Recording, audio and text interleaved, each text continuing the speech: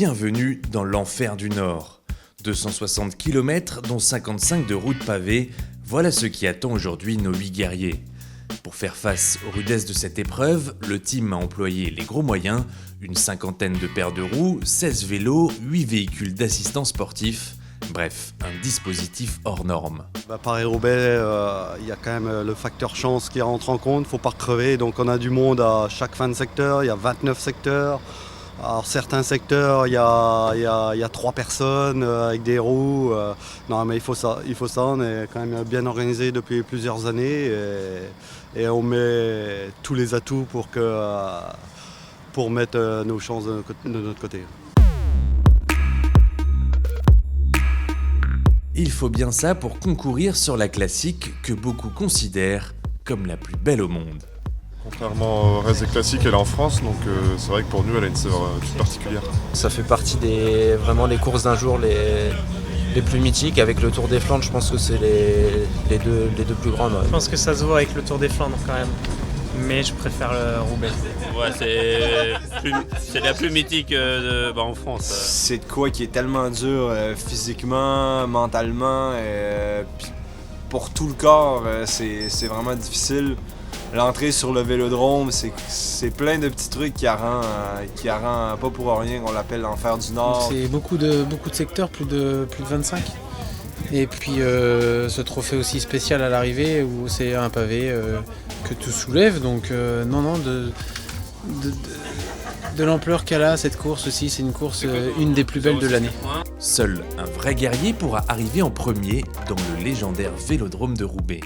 Il faut un peu de tout, il faut de la chance, savoir frotter pour se placer correctement avant les secteurs et avoir du métier aussi et puis beaucoup de force. Donc c'est un tout réuni dans cette journée. Ses qualités, Adrien Petit en est largement doté. Avec une 10e place l'an passé, il compte bien renouveler. J'espère que tout le travail hivernal, les grosses charges d'entraînement dans des conditions pas forcément top cet hiver vont être bénéfiques aujourd'hui. On va tout faire pour.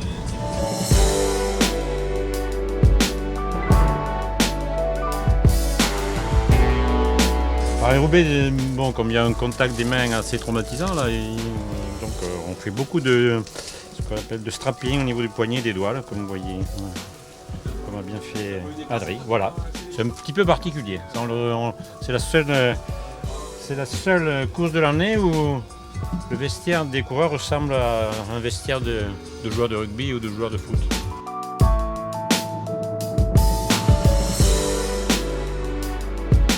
Si le scénario d'une course n'est jamais écrit à l'avance, à Roubaix, tout peut arriver.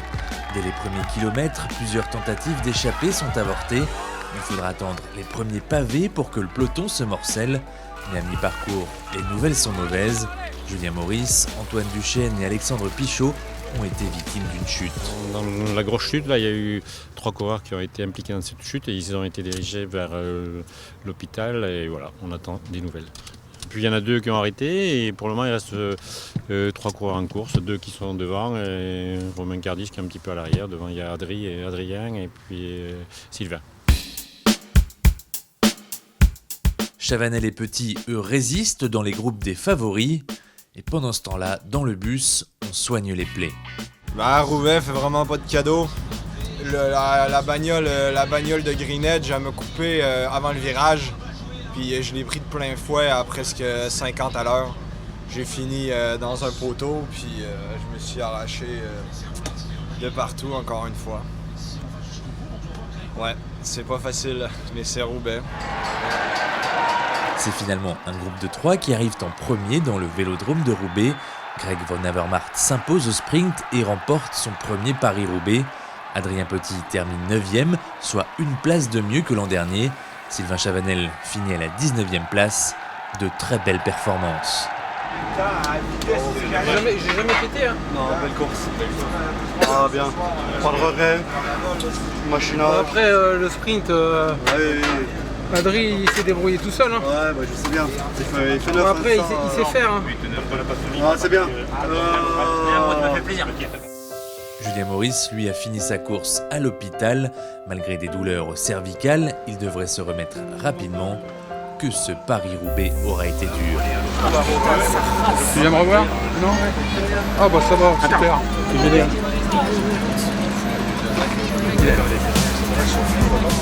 C'était aussi, on va dire, c'était sec mais très dangereux, il y avait beaucoup de poussière et c'était vachement glissant.